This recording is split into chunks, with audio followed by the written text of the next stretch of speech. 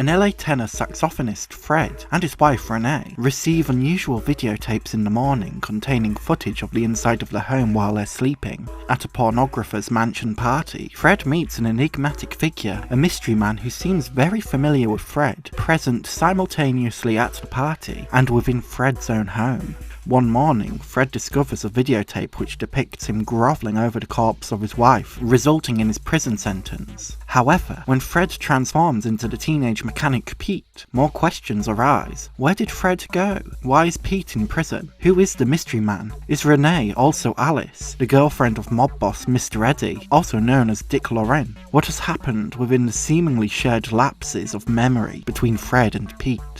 This is David Lynch's insoluble, surrealist neo-noir Lost Highway, a film which conjures Lynch's trademark style, utilising oppressive shadows, lingering smoke, and themes of subconscious desire, identity crises, sexuality, exploitation, memory, into a captivating, grungy, impossible mystery which skewers American cinema conventions of young lovers on the run and dysfunctional youth. With ominous blood running through its veins, Lost Highway is thoroughly frightening in unpredictable ways, distancing from traditional noir suspense in favour of lingering subconscious unease that is difficult to define. Seemingly at times verging on the supernatural, such as Fred's encounter with the mystery man, resulting in a phone call to his house, discovering the mystery man is also within his home, waiting.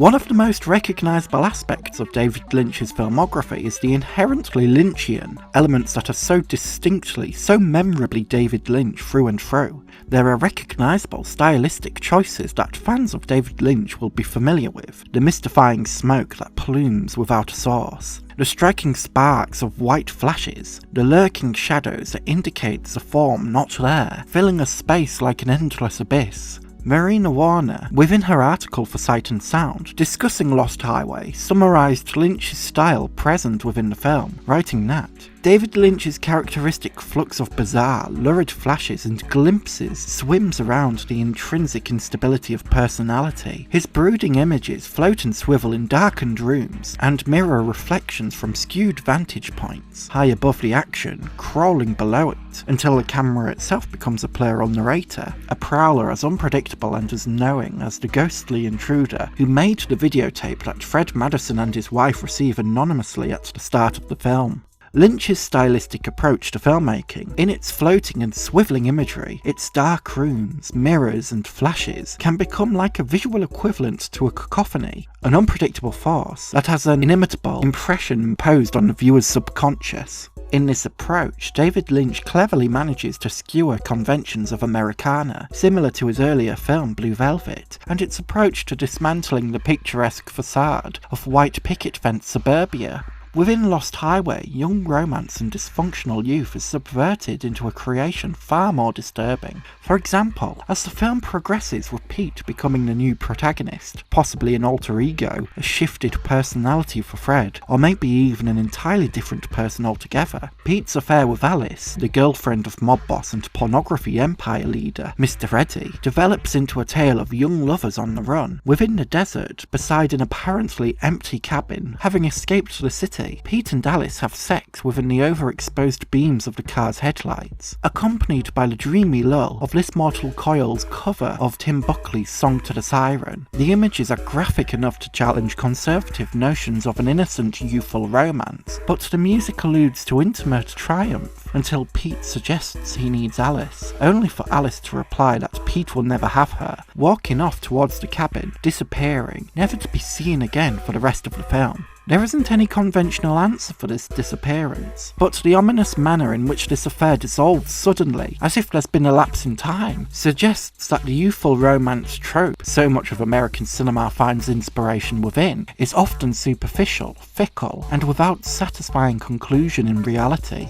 From this sex scene, we encounter Lynch's fondness in portraying desire and sexuality, significant motifs within his work. Voyeurism and exploitation is also connected through the concept of desire, sexuality and lust. The undercover detectives tasked with tailing Pete watch as Pete and Sheila make out and have sex in Pete's car. Exploitation within the adult film industry is prominent, as Alice is forced to strip for Mr. Eddie at gunpoint, and one of the films projected within Andy's mansion is seemingly a snuff film. As Fred arrives at the desert cabin, the mystery man films him, likely with the same camera used to film Fred and Renee sleeping.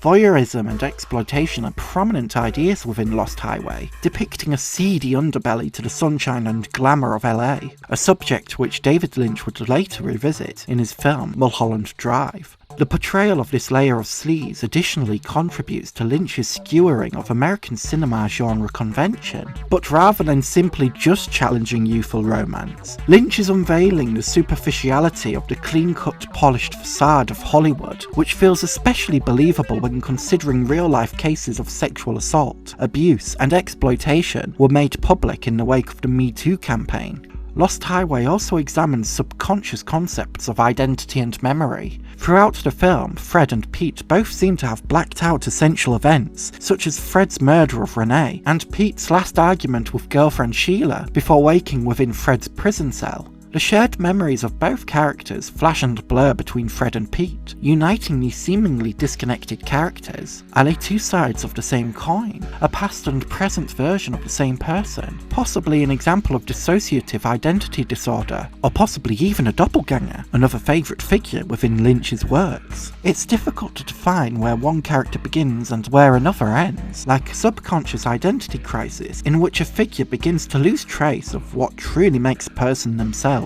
Memories and time lapse and blur, Lost Highway creating an infinite time loop of events that feel truly inescapable. Dick Laurent is dead are the words which almost bookends Lost Highway. The final images of Fred, pursued by detectives, zooms down the titular Lost Highway with no end in sight. Elaborating on this concept of a time loop, Marina Warner wrote in her article stating that linearity is all illusion, almost buoyantly ironic, for you can enter the story at any point, and the straight road you're travelling down will unaccountably turn back on itself and bring you back to where you started. With this removal of linearity and a lack of clear-cut answers, it might just be that, through the illusion of an eternal straight highway, it is reflected that identity crisis, dashed romance, exploitation, voyeurism, and the limitations of memory are forever endless, just like a Mobius strip. In conclusion, David Lynch's Lost Highway, a cinematic psychogenic fugue, presents a narrative unconcerned with conventional solutions, examining identity, sex, voyeurism, memory and time in a way only David Lynch knows how. What may prove a frustrating watch for some, Lost Highway proves a tribute to Hollywood and noir cinema, acknowledging the genre conventions so fondly expected of this area of cinema, while also simultaneously criticising it, offering its own sense of personality shift, not dissimilar to Pete's and Fred's journey in film. A complex, terrifying experience enhanced by the film's atmospheric score from frequent collaborator Angelo Badalamenti and original industrial music from Trent Reznor, Lost Highway feels more discomforting, impenetrable, and yet also relevant with each passing year.